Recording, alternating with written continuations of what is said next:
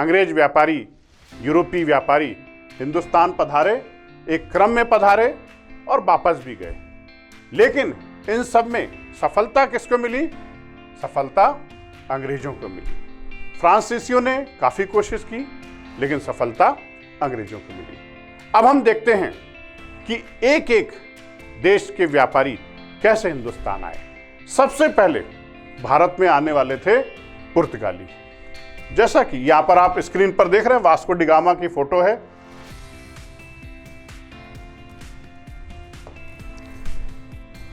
अब कुछ डेट्स आप याद रखिएगा बच्चों, है ना। ये जैसे डेट है यहां पर 17 मई 1498, ये डेट याद रखना आपको। देखिए मैं आपको बता दूं, इतिहास में कुछ चीजें आपको रटना पड़ेंगी, ज्यादातर चीजें आपको समझना पड़ेंगी।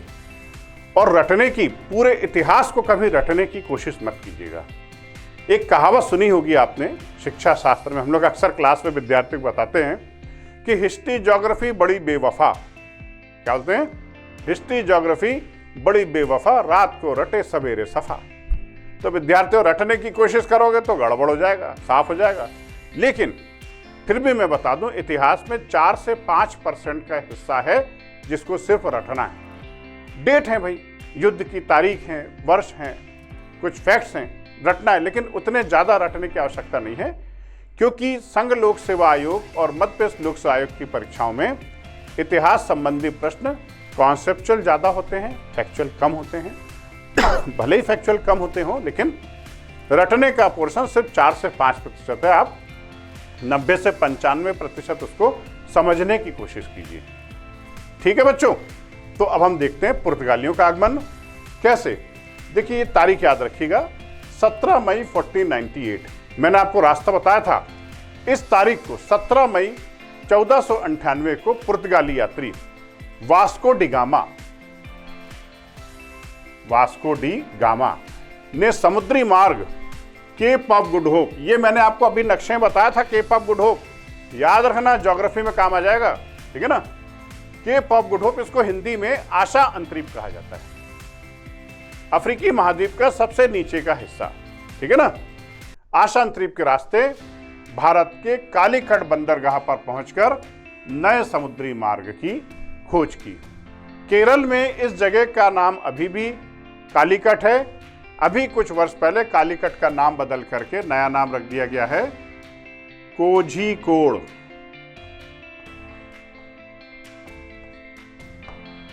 तो ध्यान रखिएगा, कालीकट का नया नाम क्या है? कोझीकोड। कोझीकोड पहुंचा, कालीकट पहुंचा। 90 दिन की यात्रा थी साहब। 90 दिन की यात्रा के बाद कालीकट पहुंचा है। और ये यात्रा आसान नहीं थी।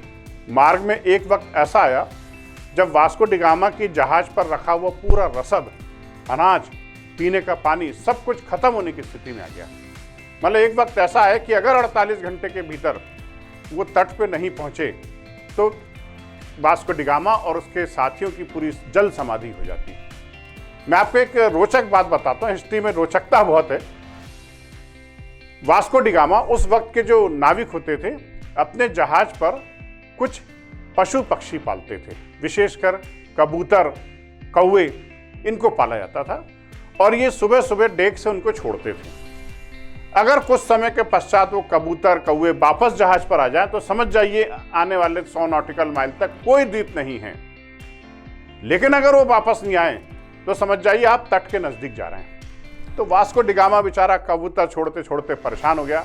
कबूतर वापस डेक पर आ जाता, वास्को डी गामा बोलता कबूतर जा जा जा, थोड़ी देर बाद कबूतर आ हो जाता। रसद खत्म होने पर आ गई। ये स्थिति आ गई कि अब बिल्कुल भोजन समाप्त हो चुका था, पीने का पानी खत्म हो चुका था। समुद्र के बीच में प्यासे, खारा पानी तो पी नहीं सकते भाई। फिर वास्को डी गामा ने ईश्वर से प्रार्थना की कि भैया अब आपके भरोसे हैं समुद्र में, और उसने फिर कबूतर छोड़े। और संयोग से उस दिन कबूतर वापस नहीं आए जहाज पर। वास्को डी गामा समझ गया कि लक्ष्य मेरे नजदीक है, और वो 90 दिन की कड़ी मेहनत, 90 दिन की यात्रा के बाद, समुद्री यात्रा के बाद वो कहां पहुंचा? कालीकट पहुंचा। इसमें भी एक गुजराती व्यापारी ने उसकी मदद की थी। उसका नाम था अब्दुल मनीक। अब्दुल मनीक नामक एक भारतीय पथ प्रदर्शक उसको मिल गया, उसकी सहायता से वो कालीकट पर पहुंचा, पश्चिमी तट पर पहुंचा, ध्यान रखिएगा, वेस्टर्न कोस्ट पर पहुंचा। उस वक्त कालीकट का शासक था राजा जमोरिन। जमोरिन को सूचना मिली कि भाई कुछ विदेशी हमारे तट पर आए हैं। जमोरिन ने सोचा कहीं ये आक्रमणकारी तो नहीं है, लेकिन वास्को डी गामा ने तत्काल संदेश भिजवाया, महोदय हम लोग आक्रमण करने नहीं आए, हम तो आपके साथ व्यापार करने आए, भागीदारी करने आए आपके साथ मसालों के व्यापार में। जमोरिन बड़ा खुश हुआ, उसने वास्को डी गामा का स्वागत किया और वास्को डी गामा ने भारी मात्रा में मसाले खरीदे, काली मिर्च खरीदी, तेज पत्ता खरीदा, जीरा खरीदा, सौंफ खरीदी, भारी मात्रा में उसने मसाले खरीदे, जहाज पे लाद करके वापस लिस्बन गया, खूब पैसा कमाया उसने, अथाह धन कमाया, दोबारा फिर हिंदुस्तान आया, 2 बार उसने भारत की यात्रा की है। बताते हैं कि गोवा में वास्को डी गामा की कब्र भी मौजूद है। मुद्दा यह है, ये पुर्तगाली भारत क्यों आना चाहते थे, भारत आने के उद्देश्य क्या थे, मैंने अपने लेक्चर में आपको बता दिया है। फिर भी व्यवस्थित रूप से देखें, अगर मुख्य परीक्षा क्वेश्चन आया कि पुर्तगालियों के भारत आगमन के उद्देश्य स्पष्ट कीजिए, तो पहला उद्देश्य आपकी शीट पर ध्यान से देखिएगा, क्योंकि इनके आने के पहले भारत के साथ अरबों के अच्छे व्यापार थे। मैं आपको बता दूं, वास्को डी गामा का जब जमोरिन ने स्वागत किया तो ये बात अरब व्यापारियों को पसंद नहीं आई थी, क्योंकि अभी तक सिर्फ अरब और वेनिस के व्यापारी ही व्यापार करते थे, प्रतिद्वंदी नहीं था। मैदान में अभी तक एक ही शेर था, म्यान में अभी तक एक ही तलवार थी। अब पुर्तगाली आ गए, व्यापार में इनके भी पिता थे, इनके भी बाप थे, म्यान में 2 तलवारें। अरब और वेनिस के जो व्यापारियों की मोनोपोली थी हिंदुस्तान के साथ व्यापार में, उस मोनोपोली को समाप्त करना, अरब और वेनिस के व्यापारियों के प्रभाव को समाप्त करना एक उद्देश्य था और अपने प्रभाव को स्थापित करना।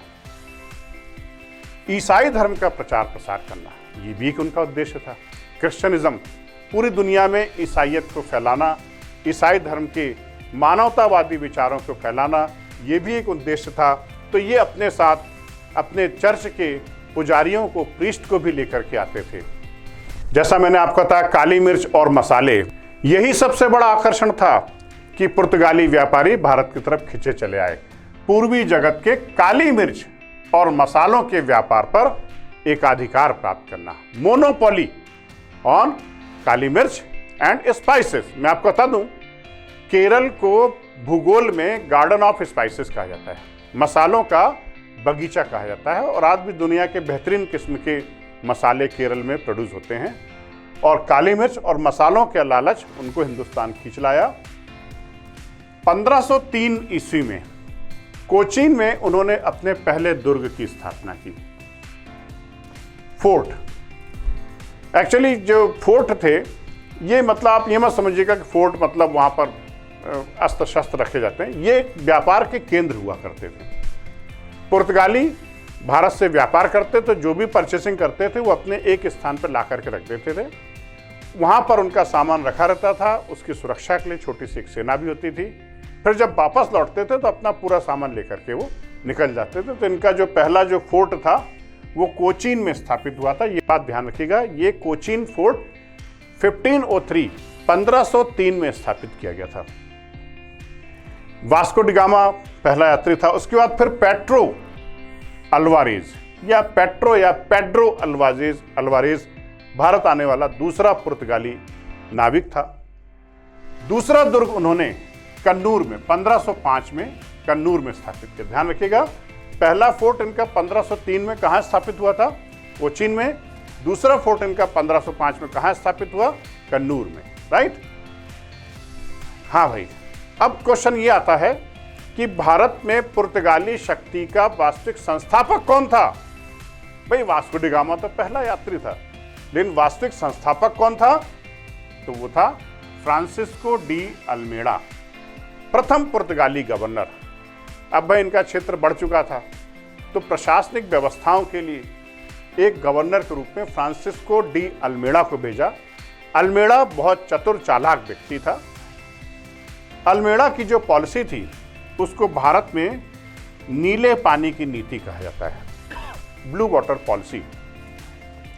What is blue water policy, ये क्वेश्चन आ चुका है। ब्लू वाटर पॉलिसी का जनक फ्रांसिस्को डी अल्मेडा था, और जब भारत में गवर्नर रहा वो पुर्तगाली गवर्नर के रूप में, उसने इसी पॉलिसी को महत्व दिया।